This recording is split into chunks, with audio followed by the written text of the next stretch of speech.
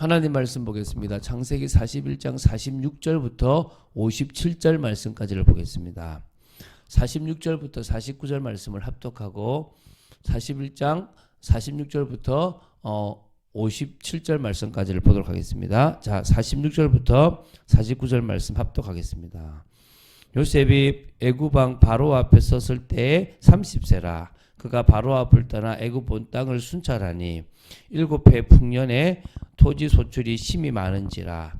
요셉이 애굽 땅에 있는 그 7년 곡물을 거두어 각 성에 저장하되 각 성읍 주위에 밭을 곡물을 그 성읍 중에 쌓아둠에 쌓아둔 곡식이 바다 모래같이 심이 많아 세기를 그쳤으니 그 수가 한이 없음이었더라. 아멘.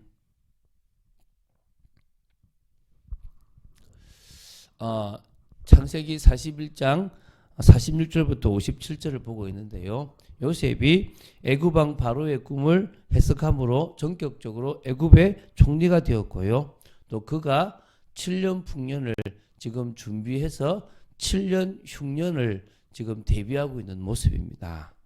하나님께서는 요셉의 예언대로 7년 동안에 애굽에 큰 풍년을 베풀어 주셨습니다.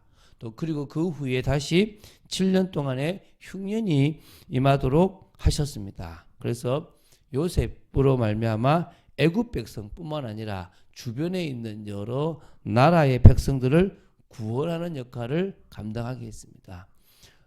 그 나라들을 구원해서 애굽을 높이는 게 목적이 아닙니다. 또 뭔가 하나님의 영광을 드러내는 게 목적이 아닙니다. 물론 하나님의 영광은 항상 모든 일에 대한 하나님의 계획이고 하나님의 목적입니다. 그러나 이 사건을 통해서 궁극적으로 이루려고 하는 것은 아버지의 집안, 야곱의 집안, 아브라함에게 하셨던 그 언약을 성취해서 그들을 먹이고 그들을 보호하고 그들을 한 나라로 만들기 위한 하나님의 특별한 계획이었습니다. 오늘 이게 정말 중요합니다. 그래서 흉년을 위해서 흉년 때문에 죽을 뻔한 사람을 구원한 것은 기억하십시오. 서론 인생입니다. 그게 하나님이 원하시는 본론 인생이 아닙니다. 본론 인생은 언약과 통하는 인생이 본론 인생인데 그 언약과 통하기 위해서 지금 이 시대에는 제자를 세우는 거라면 그 시대에는 바로 뭡니까? 그 통해서 그들을 먹이고 이 야곱의 집안을 먹이고 이주시켜서 온전히 안전하게 살 수 있도록 만들어주는 겁니다. 그 일에 하나님은 요셉을 사용하셨습니다. 그래서 우리는 무엇이 우리가 해야 될 중요한 일인지를 볼 수 있어야 됩니다. 그게 성령의 역사입니다. 여러분이 계속 주님의 음성에 귀를 기울이고 말씀 속에서 여러분들이 세워지고 또 지금 계속 밤마다 성령에 대해서 나오잖아요. 그 성령에 대해서 더 사실적으로 여러분이 알아간다면 서론 인생을 넘어서 본론 인생, 결론 인생까지 볼 수 있다고 확신합니다. 그런 축복의 여러분 되시기 바랍니다. 자, 46절부터 49절 말씀을 먼저 보겠습니다. 지금 기록하고 있습니다. 요셉이 애굽 왕 바로 앞에 설 때의 나이가 30세입니다. 그래서 우리가 몇 년이 지났다? 13년이 지났다라고 알 수가 있습니다. 근데 30이라는 나이가 좀 중요하죠. 다윗이 왕이 되었을 때 나이가 30이었고 예수님이 공생의 사역을 시작했을 때 나이가 30이었습니다. 그래 그 30은 히브리 사람들이 성인으로서 활동하고 사역을 할 수 있었던 나이도 역시 30으로 보시면 됩니다. 제사장도 30으로 보시면 되는 거죠. 근데 어떤 학자들은 애굽에서도 이 나이가 되어야만 관리를 할 수 있었다라고 이야기하기도 합니다. 그게 문헌상에 있기도 하고 없기도 한데 어쨌든 이 30이라는 나이가 되었다라는 것은 13년의 세월이 지났다라고 보시면 됩니다. 그리고 이제 요셉은 철저하게 7년의 풍년을 준비합니다. 자신에게 맡겨진 일이 애굽을 살리는 총리의 일이기 때문에 그 일에 최선을 다합니다. 그러나 자기의 진짜 본론의 인생이 다른 것임을 알고 있지만 그 일 이전에 자신은 애굽의 총리이기 때문에 애굽 온 땅을 직접 순찰하고 곡물의 5분의 1을 세금으로 거둡니다. 소출이 너무너무 많습니다. 그 소출을 이제 거두어서 각 성에다가 저장을 했습니다. 얼마만큼 차곡차곡 쌓았냐면 그 곡식이 바다에 모래같이 힘이 많았다고 했습니다. 그래서 세는 것을 아예 그쳐버렸대요. 너무 많으니까 셀 수가 없어서 그냥 그 수가 한이 없었다라고 나옵니다. 이렇게 7년 흉년이 올 것을 애굽의 전 사람들이 믿고 밑에 사람들은 모르겠지만 일단은 바로 왕과 또 신하들과 또 누구요? 요셉은 믿었겠죠. 그러니까 그것을 철저히 준비를 했다라고 보시면 됩니다. 50절부터 52절을 보도록 하겠습니다. 이제 요셉은 흉년이 들기 전에 본격적인 일을 하기 전에 두 아들을 낳는다는 이야기가 나옵니다. 여러분 성경에서요 족보 이야기가 나오는데 이렇게 상세하게 이름이 나오는 것은 중요하다라고 보시면 됩니다. 야곱의 아들들이 12명인데 그 12명 중에서 이 아들들에 대해서 그러니까 그 야곱의 아들들이 자녀들을 낳는 그 일에 대해서 나오는 것은 유다와 요셉밖에 없어요. 물론 다른 거 족보에는 같이 이렇게 이어서 나오겠지 모르겠지만 이 사건을 기록하고 있는 것은 유다와 요셉밖에 없습니다.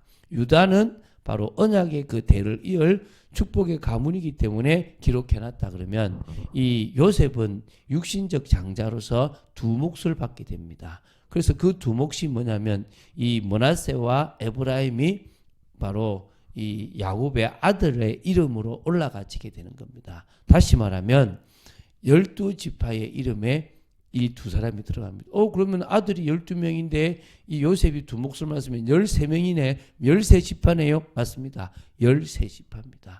한 지파는 레위 지파로서 제사장 지파가 됐기 때문에 분배받는 땅의 12지파에는 들어가지 않습니다. 그래서 레위 지파를 뺀 12지파가 되기 위해서 요셉이 두 지파를 이렇게 두 몫을 가지게 되는 것입니다. 그래서 이제 누굴 낳았느냐? 온의 제사장 보디베라의 딸 아스낫이라고 이름이 나옵니다. 아스낫. 그래서 이 아스낫이 요셉의 아내고 두 아이를 낳았죠. 장남의 이름은 므낫세, 차남의 이름은 에브라임입니다. 나중에는 에브라임이 더 큰 복을 받게 되겠죠. 자, 므낫세는 잊게 하는 자라는 뜻입니다. 하나님이 요셉에게 내 모든 고난과 내 아버지의 집의 일을 잊어버리게 했다. 그 아픔, 그 슬픔을 잊어버리게 했다. 잊지 않으면 치매가 오잖아요. 므낫세를 탁 낳고 이제 주님이 이거 하려고 지금까지 하셨구나. 아무 의미 없다가 되어진 겁니다. 두 번째 에브라임입니다. 기름진 땅, 두 배의 장성함, 두 배의 몫을 받은 거죠. 하나님이 나를 내가 수고한 땅에서 번성하게 하셨다고 고백하는 그 이름이 이 이름입니다. 그래서 요셉은 애굽에서 안정된 삶을 살았고 두 아들을 낳음으로 야곱의 장자로서의 두 배의 몫을 받게 되었다는 것입니다. 자, 그 얘기는 아까 S가 넘어가겠습니다. 자, 53절부터 55절까지를 보도록 하겠습니다.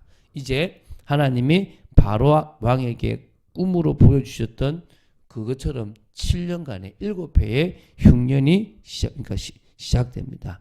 7회의 풍년이 끝나고 7회의 흉년이 시작되는데요.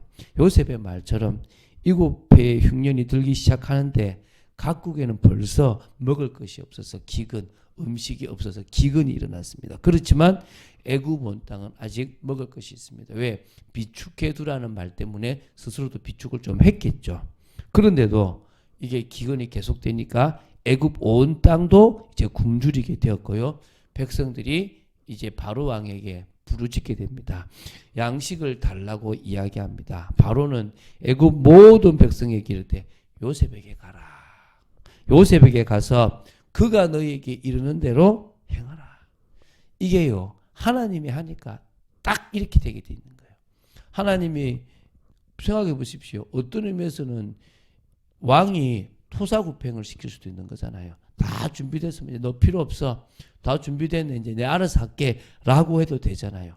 그런데 어떻게 해요? 철저히 하나님이 누구한테 맡기도록 합니까? 요셉에게 맡기도록. 그 모든 고난의 비밀과 모든 것들을 다 가지도록 해놓고 바로 왕은 한 신이 보낸 이 사람이라고 생각되는 이 사람이 모든 일들을 풀어나가기를 바랬다고 보시면 됩니다.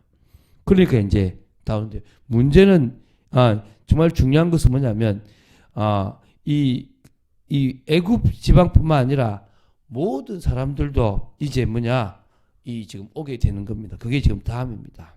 그래서 어쩌면 참 요셉이 끝까지 그 7년간의 순종을 통해서 7년 좀 더 될 수도 있겠는데요. 그 순종을 통해서 정말 애굽 왕 바로의 신임을 확실히 얻었다라고 보시면 됩니다. 자, 56절부터 57절입니다. 이제 온 세상의 온 지면에 기근이 다 있었기 때문에 요셉은 모든 창고를 열고 애굽 백성들에게 양식을 팔았습니다. 근데 애굽 백성에만 판 것이 아니라 주변 나라들 팔았습니다. 왜? 이유가 뭐죠? 요셉의 관심은 야곱의 집안입니다. 야곱의 집안을 합법적으로 받기 위해서는 애굽 주변의 나라들에게도 다 팔아야 되는 겁니다. 그런데 어떻게 해요? 직접 만나는 겁니다.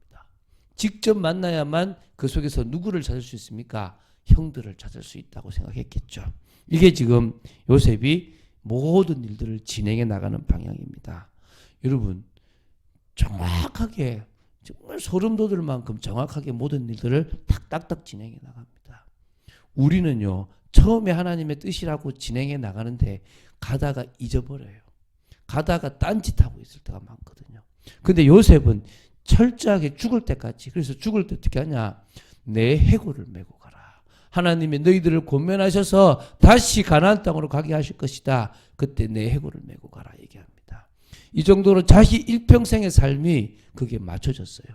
우리 교회가 처음에 막 조금 작을 때는 막 주님 앞에 하다가 커지면은 식어버리는 그런 비전은 가지지 맙시다.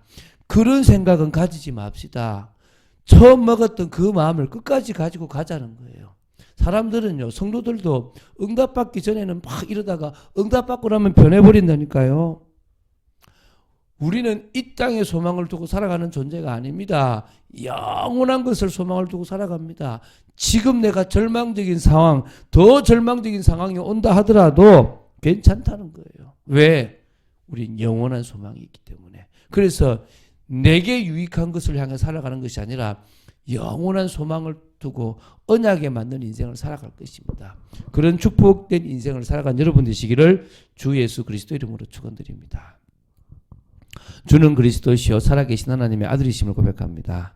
지금 이 순간도 저희들이 말씀 따라 언약 따라 걸어갈 수 있도록 지켜주심을 감사합니다. 이 창세기를 계속 봐나가며 더 깊은 복음의 뿌리, 우리가 원하는 식의 말씀이 아니라 하나님이 주시는 말씀으로 보고 인도받고 해석해 나가고 기도 제목을 잡으려고 합니다. 저희들에게 은혜를 내려주시고 끝까지 변함없는 주님이 원하시는 삶을 살아가도록 지켜주시옵소서. 주 예수 그리스도 이름으로 기도드립니다. 아멘.